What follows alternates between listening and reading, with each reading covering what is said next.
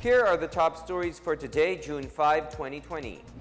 President Rodrigo Duterte expressed his disappointment over the delay on the distribution of cash assistance to infected health workers. President Duterte doubts that the country is ready to hold online classes. Back riding in motorcycles remains prohibited. And Filipino researchers are currently studying the possible benefits of herbal plants as a treatment for COVID-19.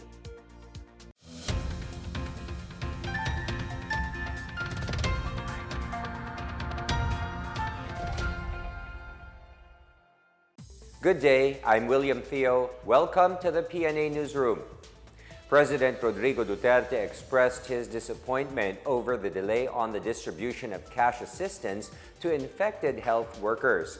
He directed Health Secretary Francisco Duque III to form a new team for this task. At a briefing with cabinet officials this morning, Duterte said Duque should tap persons of known honesty. Can just imagine 2 months. Tapos ang sekretary ng binubugbog araw-araw kasi wala siyang gawa. Now, I am asking Secretary Duque to form a new team that would focus on the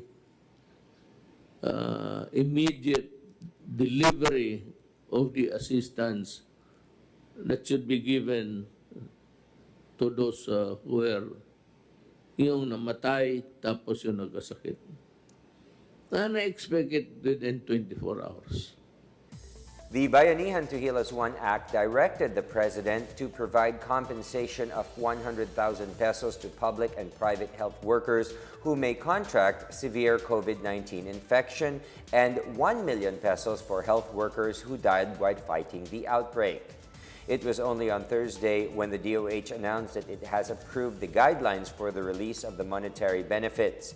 Duque has blamed the staff for the delay, saying they had no sense of urgency over the matter.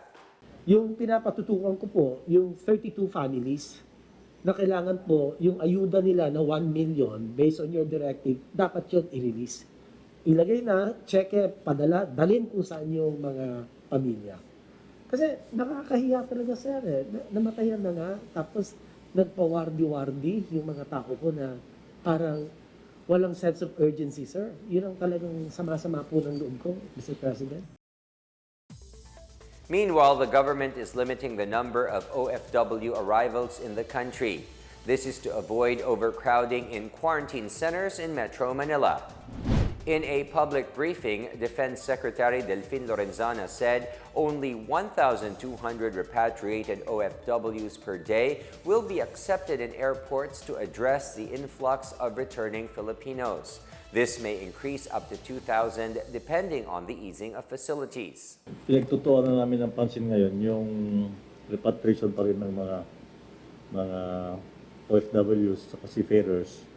Dahil ayaw nating maulit yung nangyari noong nakaraang buwan na naipon sila sa Manila at may umabot pa ng isang buwan.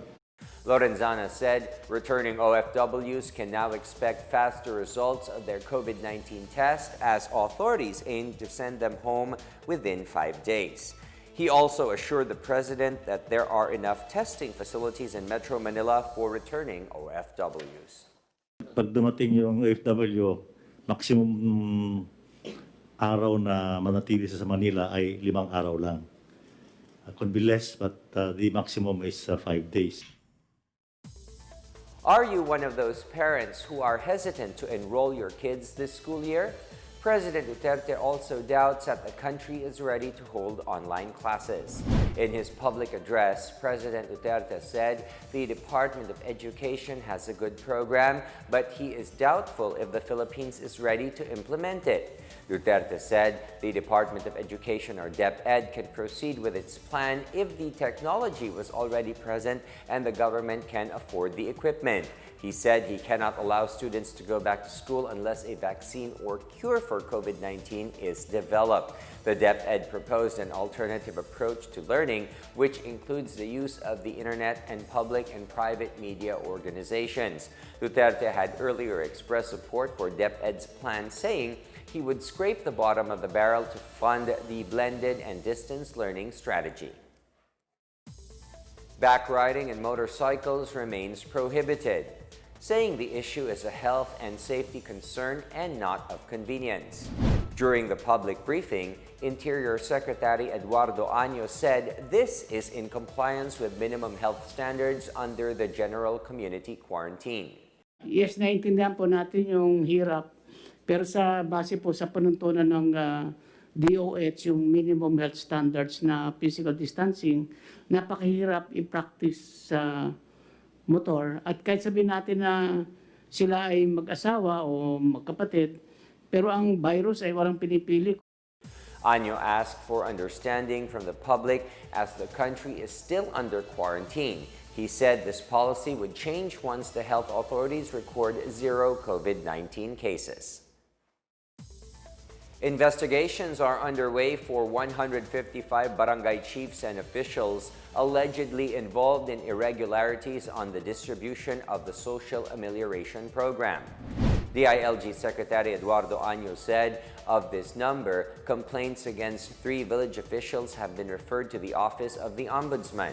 Año said the DILG would continue to run after local officials who are involved in irregularities in handling the emergency cash subsidy. Tuloy-tuloy po yung pagkuha namin ng mga pangalan at pagkaso sa mga barangay officials nito. 155 barangay captains and officials na po yung aming iniimbestigahan.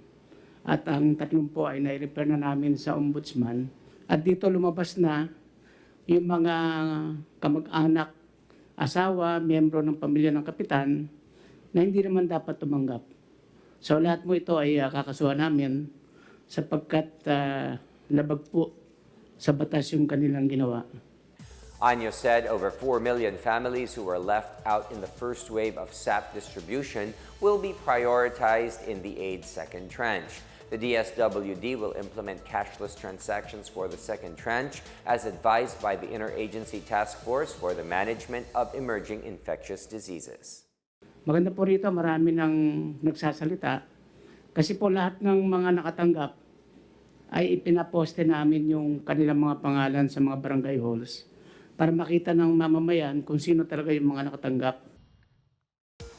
Still to come, the Philippine Army welcomes the proposed Anti-Terrorism Act of 2020.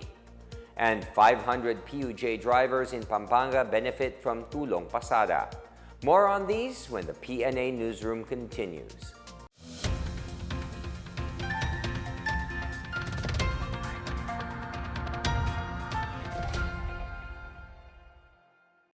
Sa dinami-dami ng usapin ngayon tungkol sa COVID-19, nangingibabaw ang tanong tungkol sa expanded testing. Ano nga ba ang expanded testing? Bago natin sagutin ito, mahalaga munang malaman natin kung ano ang confirmatory test para sa sakit na COVID-19. Ang reverse transcription polymerase chain reaction o RT-PCR ay isang laboratory test na tumutukoy sa mismong virus sa loob ng tao. Ang RT-PCR ang siya lamang test na ginagamit upang makonfirm ang sakit na ito. Kaya nitong alamin kung may virus na sa katawan ng isang tao bago pa man lumabas ang sintomas. Kaya naman sa ating expanded testing, RT-PCR ang ginagamit natin ngayon. Hindi ito katulad ng rapid antibody-based tests o RATs na tumutukoy lamang ng antibodies sa katawan. Sino-sino ang kabilang sa expanded testing? Sa expanded testing, ang mga sumusunod na mga tao na may history of travel sa isang lugar na may COVID-19 o nakisalamuha sa taong may COVID-19 ay sasailalim sa RT-PCR test.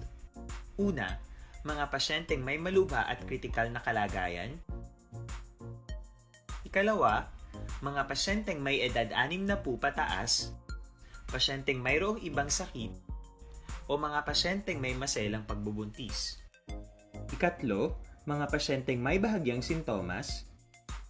At ikaapat, iba pa nating kababayan at mga healthcare workers na walang sintomas ngunit may travel history o contact. Mayroon na tayong mga laboratorio na kayang gumawa ng RT-PCR sa Luzon, Visayas at Mindanao. Sa kasalukuyan, layunin ng ating gobyerno na tumaas pa ang health system capacity ng bansa upang matest sina lolo, lola, kuya at ate na pasok sa populasyong kailangan ng testing. Ginagawa natin ito upang mabigyan ng tama at agarang atensyong medikal ang mga pasyente at para matukoy ang iba pang tao na nakasalamuha nila. Mahalaga ang pagpapatest sa paglaban sa pandemya, pero mas mahalaga kung mapapanatili ang kalusugan ng ating katawan. Mas mainam kung lalabanan natin to ng sama-sama. Ika nga, prevention is better than cure. Mag-exercise, kumain ng tama, practice cough etiquette, sundin ang 1 meter rule sa physical distancing, maghugas ng kamay, at higit sa lahat, kung maaari ay magstay at home. Samahan kami sa susunod na video para malaman ang kaibahan ng RT-PCR sa RATs.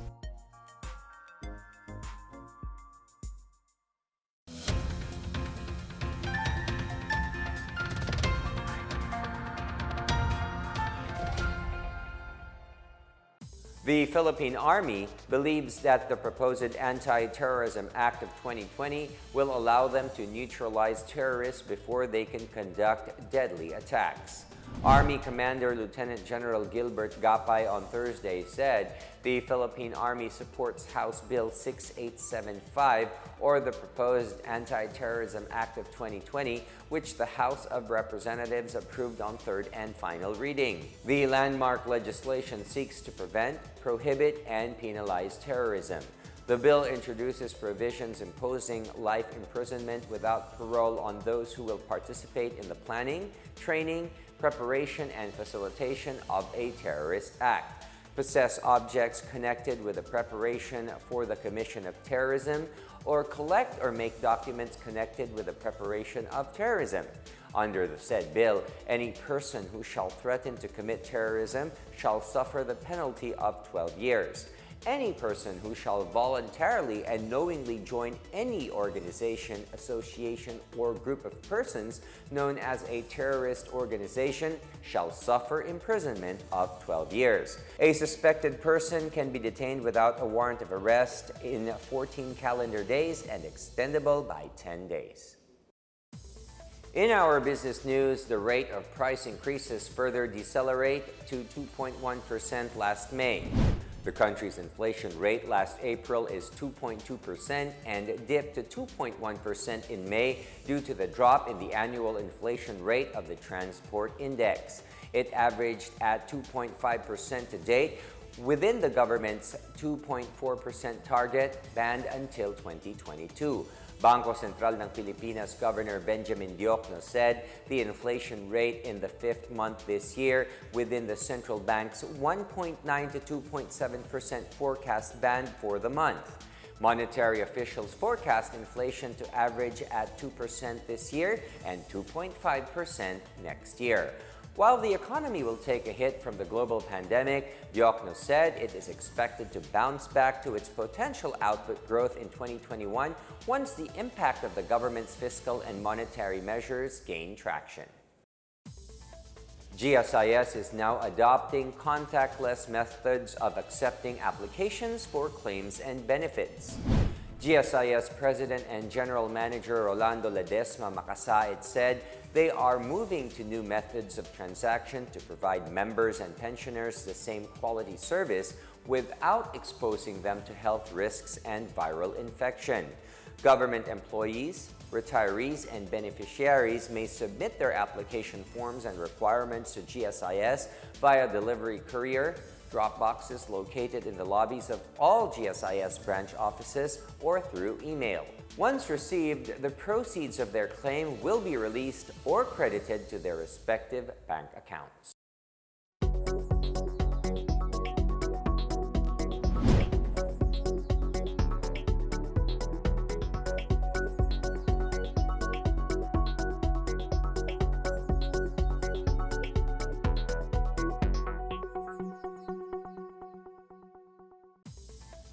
The Bangsamoro Autonomous Region in Muslim Mindanao received on Thursday boxes of medical supplies and equipment from the National Task Force on COVID-19.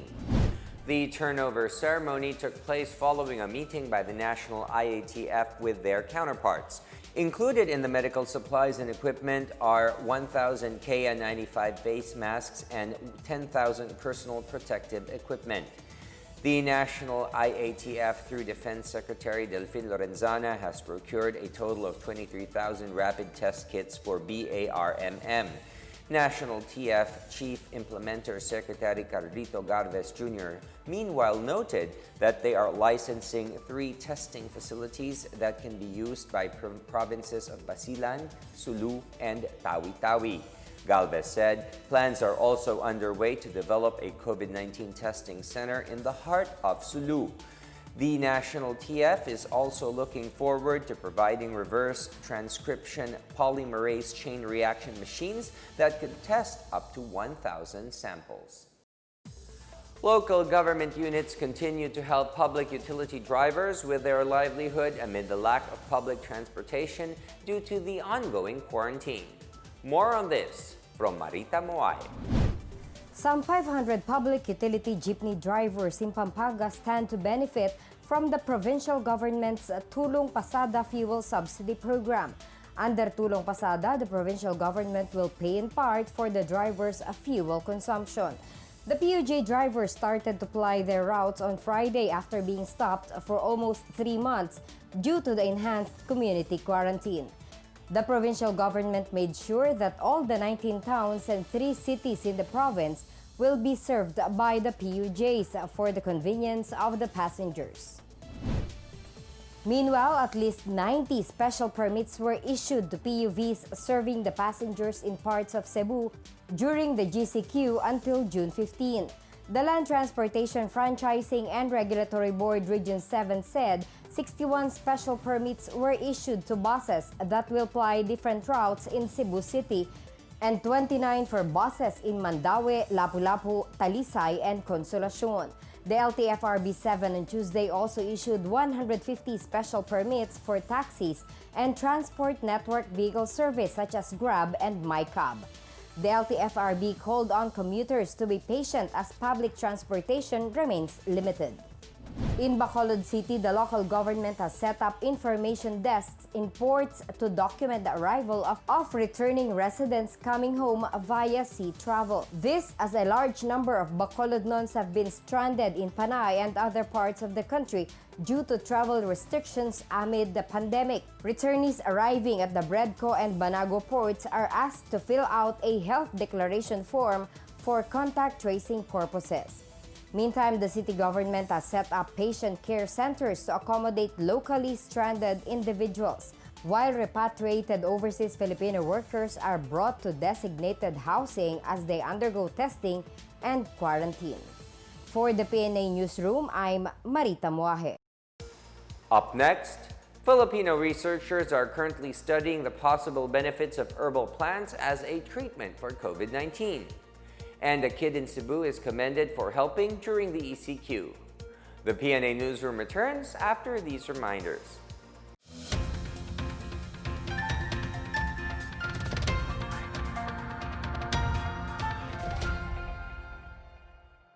Mga mommies, pagdating sa COVID-19, dapat hindi tayo kampante. Bagamat hindi nakikita ang sakit na ito ay nakamamatay. At hanggang ngayon wala pa rin lunas. Kaya protektahan natin ang ating pamilya. Laging maghugas ng kamay, huwag hahawakan ng mukha, at manatili sa bahay para makaiwas sa sakit na ito. Tandaan, buhay ng pamilya natin ang nakasalalay dito. Let's hear this one. Hi, Caps! Kamusta? Well, ito dahil sa COVID-19, medyo stress. Okay lang yan, Caps. Napagdaanan ko din yan. Ano kaya pwede natin gawin, no? Kung nararamdaman mo na gulong-gulo ka na sa mga naririnig mo, sa mga nababasa mo, mag-pause ka muna, saka ka huminga ng malalim. Buti na lang tumawag ka. Iba talaga pag may nangangamusta. A strong body starts with a strong mind. Tama. Let's heal as one.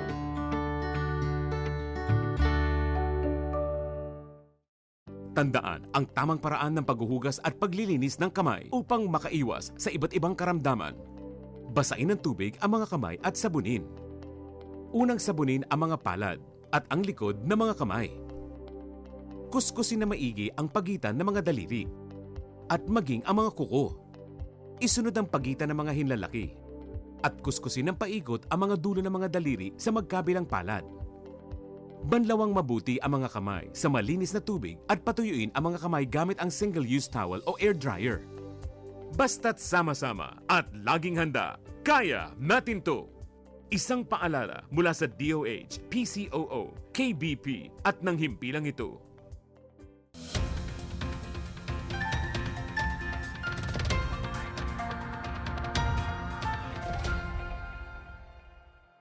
The DSWD Central Visayas on Tuesday commended the regional winner of the 2019 Exemplary Pantawid Pamilya Children for helping other poor people during the Enhanced Community Quarantine or ECQ. The DSWD-7 recognized 13-year-old John Rod Amodia of Barangay Gabi, Cordova Town in Cebu for aiding his neighbors who were affected by the province-wide ECQ. John Rod, known in his community as the Little Pastor, is an incoming grade 8 student of Marigondon National High School. Despite his parents' inability to earn well during the ECQ, John Rod started a relief drive using his personal money to buy food for his neighbors. 50 neighbors, including their church mates, were able to receive relief goods. John Rod's family is a beneficiary of the Pantawid Pamilyang Pilipino program, or 4Ps. His family emphasized the importance of saving the money they received from the national government so that they will have something to use in time of need. Filipino researchers are currently studying the possible benefits of herbal plants to reduce a person's infectivity from COVID-19. DOST Secretary Fortunato de la Peña said a study is testing formulations using tawa-tawa and lagundi that are believed to be useful against the coronavirus. The proponents of this study involve a group of pharmaceutical industry people from the UP Philippine General Hospital. De la Peña said they will send this formulation to Singapore to check its efficacy in reducing the infectivity from COVID-19. Once the formulation is found to be effective, De la Peña said the DOST would support and would immediately start a clinical trial in the Philippines. The DOST is already exploring the efficacy of virgin coconut oil in boosting a COVID-19 patient's recovery. In our news overseas, global food prices hit a 17-month low in May, according to the UN Food and Agriculture Organization. The food price index dropped 1.9% on a monthly basis, averaging 162.5 last month as supplies appeared strong, while demand weakened due to economic contractions triggered by COVID-19. The sugar price index in May rose 7.4% from the previous month. Harvests were lower in some countries. The dairy price index slipped 7.3% due to seasonal supply factors and lower import demand for butter and cheese. Last month, the vegetable oil price index slipped 2.8% from April to a 10-month low. Quotations for rapeseed and sunflower oil prices increased, while those for palm oil fell for the fourth consecutive month. The FAO cereal price index was down 1%, while rice prices rose in May. Meat price indexes posted a 0.8% decrease during the same period. In sports, strict health protocols will be implemented for the 22nd Olympiad, which is to be held July of next year in Tokyo, Japan. The Olympic Games was supposed to be staged next month, but it had to be postponed to next year because of the coronavirus pandemic. Tokyo Governor Yuriko Koike said that they are in close coordination with the organizing committee, the International Olympic Committee, and with other stakeholders. The governor said they are discussing different coronavirus measures. Among the measures that might be taken are scaling down the opening and closing ceremonies, restricting the movements of the athletes, polymerase chain reaction tests for athletes, staff, and spectators, and reducing the number of spectators. Simplified format of the Olympic Games is also being considered in an effort to prevent the COVID-19 outbreak. Despite the COVID-19 pandemic, the National Housing Authority continues to build transitory and permanent housing for residents displaced by the conflict in Marawi City. Christine Lynn Viajante has the story. Threats caused by the COVID-19 can't hinder the National Housing Authority from providing shelters for internally displaced persons in Marawi City. NHA Marawi Project Manager Office Head Roderick Ibanez assures that the government's allocated housing projects are still on track. Ang buong National Housing Authority, kami po ay tuloy-tuloy na sumusuporta sa adhikain ng administrasyon natin ngayon sa ilalim ng Task Force Bangon Marawi na gawin ang mandato ng National Housing Authority para tapusin at i-deliver ang transitory shelters and permanent shelters natin. So we are still within the parameters of the period na tapusin natin ang recovery and rehabilitation ng Marawi by December of 2021. In fact, despite the pandemic, the department is ceaseless in working out development of the 39-hectare land in Barangay Kilala and Barangay Gadongan, where 2,000 permanent shelters will be constructed. Ngayong June and July, we will step up full blast na ang construction ng permanent shelter. To date, NHA already turned over 2,302 transitory shelters to beneficiaries. The department is also ready to award another 250 housing units situated at Area 8, Barangay Sagunsungan, Marawi City. Meanwhile, TFBM Chairperson and Department of Human Settlements and Urban Development Secretary Eduardo Del Rosario calls on IDPs who wanted to rebuild their houses in the most affected area. We will continue the processing of those who would like to have a building permit so that simultaneously with government, they can start with the construction of their own houses. The residents of the most affected area na mayroong kakayahan na magpatayo ng kanilang sarili mga bahay at mga buildings, ang ni-require lang naman ng local government units ay magkuha sila ng building permit to ensure the safety of everybody in the most affected area.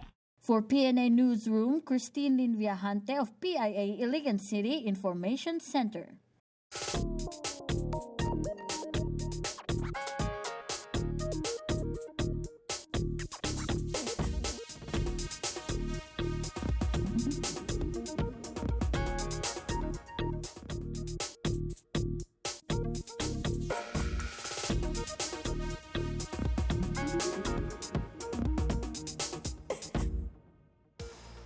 Let's take another look at today's biggest stories. President Rodrigo Duterte expressed his disappointment over the delay on the distribution of cash assistance to infected health workers. President Duterte doubts that the country is ready to hold online classes. Back riding in motorcycles remains prohibited. And Filipino researchers are currently studying the possible benefits of herbal plants as a treatment for COVID-19. Thank you for watching another episode of the PNA Newsroom. To check out more news content, check our webpage or head on to the Philippine News Agency's Facebook and Twitter accounts. For more stories about the government and how it serves Filipinos, look for these hashtags in all of our social media platforms and websites. We are shown on the pages of the PCOO and its attached agencies. Also, watch us on television on PTV4 and IBC 13. And that's your daily dose of the biggest stories that you need to know. From the PNA Newsroom, I am William Theo. Good day and stay safe.